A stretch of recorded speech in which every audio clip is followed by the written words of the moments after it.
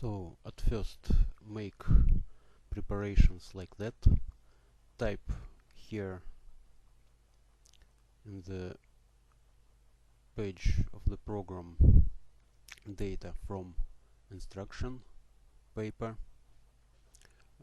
for voltmeter 1, voltmeter 2 and voltmeter 3. Here you must compare them in pairs. Then in this column we will compare voltmeter 1 and voltmeter 2.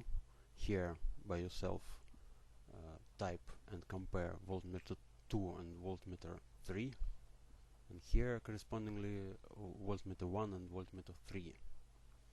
Here write down titles of things which we will do in the next column. It is impossible and very difficult to program the students formula and formula for degree of freedom at once. Then we will do it partially. Here names of different parts for these formulas. At first we need to find average value in pairs which we compare together. So for that we check the cell where we will get the result, then go to the function wizard, take statistical functions, make the list with the letter operators shorter, and here we take average value. The next, here in the column, in the suitable window, we write down range of addresses of cells like that, from A2 to A11 in our case. Say OK. So that is its average value. Then it's possible to copy a long line or maybe a long column, not only figures. Here is possible to copy the functions. It's possible to do like that. We take small cross like that, catch by left mouse button the cell and move it here. You can see a red frame here. Oops. That is average of this row of data for voltmeter 2. It's possible to check address. We click this cell and here we can see it is average value of cells from B2 to B11. Same by yourself do please for voltmeter 3. Now it's possible to program everything by parts. So for search student formula we need to take numerator, and numerator according to our list of instruction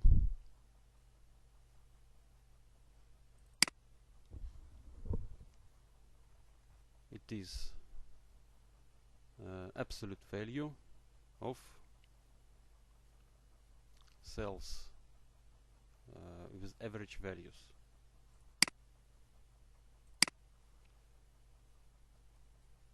So here we write equality sign. Oh, sorry.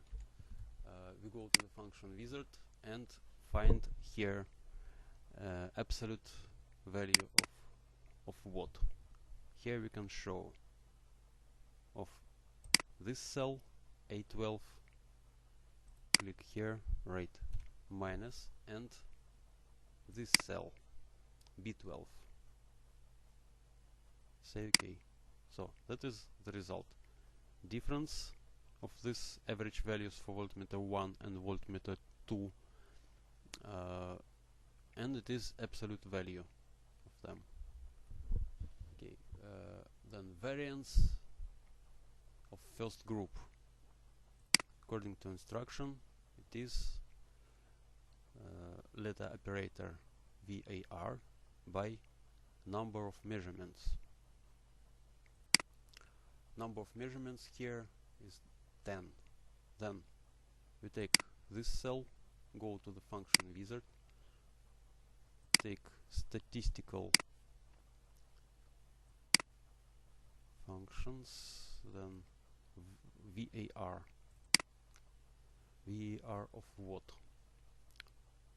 We show range of cells for voltmeter 1. But it is not all. We click here, right slash, and number of measurements 10. It's possible to type here figure 10. Okay, that is variance for first group. For second group, the same actions. We go to the function wizard, take statistical functions. In the end of the list we can take our letter operator var, and now we show this range of cells. Click here, right slash, divide by 10. Okay, this is variance for the second group. So according to instructions, denominator for students formula, it is square root from summation of previous two cells. Then here we go in function wizard. Now we take mathematical functions and search here square root sqrt, this letter operator. Double click here, and we show this address of cell F5. Click here and write from keyboard plus, and again from keyboard we must write this address of cell. It is F6.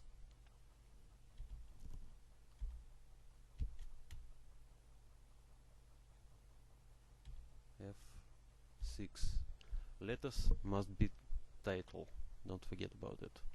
Okay, this is our result. Clicking here, it's possible to see in this line what we have in this cell. Then the next, we search T student criterion calculated according to this formula. So actually it is, according to item D, it is numerator by denominator.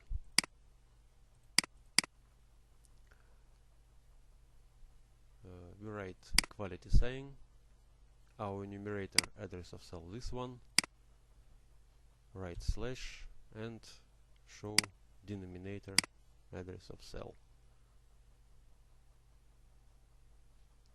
Click enter, so we can see our calculated student criterion is equal to this figure. Now we must clarify degree of freedom. We go back to instruction list. So here also by part we will program our parameter k. Numerator here, it's possible to take cells from previous calculations for T criterion and then make this one cell 1 plus cell 2 and raise it to power 2. So numerator here will be at first we need to write down here equality sign, right bracket, this address of cell F5, then here plus this address of cell F6, right bracket, then this sign, it is rising to the power, and we raise it to the power 2. And this will be numerator of our degree of freedom formula. Click enter, you can see result. Then you can see the piece of the formula for degree of freedom placed in denominator. It is s to the power of 4 for x1.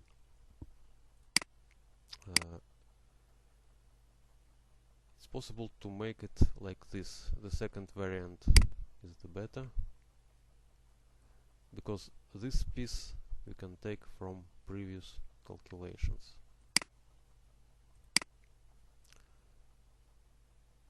So we write equality sign, click this address of cell, s squared for x1, and we raise to the power 2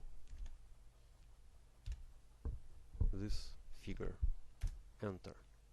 Same for group 2, equality sign, this address of cell, rise to the power 2, enter. Now we program bigger part of denominator for degree of freedom.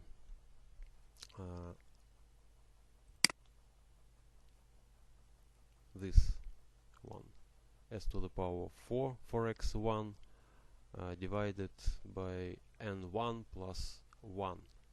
N is number of measurements in our group, n is equal to 10 in both groups, correspondingly plus 1 is 11. So what is possible to do? Equality sign, this address of cell, divide by 11, enter. Now for the second group, equality sign, this address of cell, divide by 11, enter. Now denominator for our big formula for k, for degree of freedom.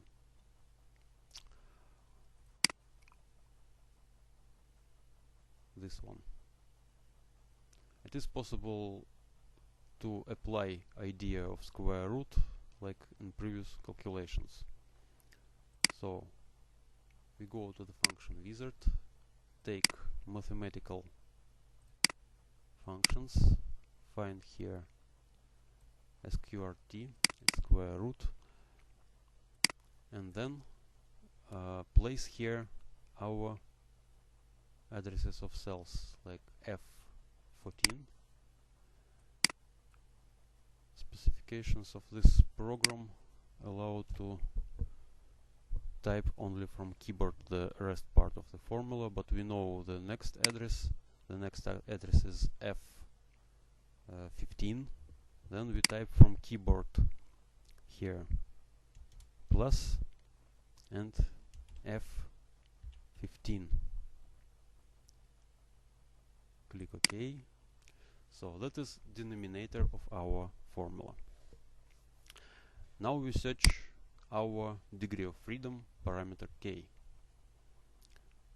and degree of freedom is this big formula. We need to do what? It's simple. Self for numerator by self for denominator and minus 2 according to our formula.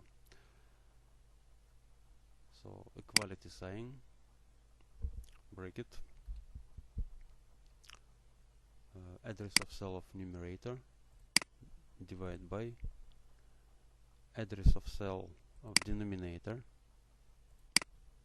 close the bracket, then minus 2 here, click enter, and we have the result.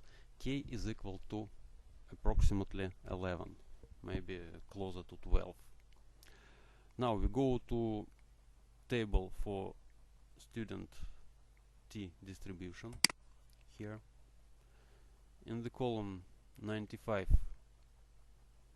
opposite 11, it's here. We can see figure 2.201. it is our tabular figure, and our calculated figure is bigger than tabular figure. Then it is possible to say that zero hypothesis is rejected. We type here our conclusion.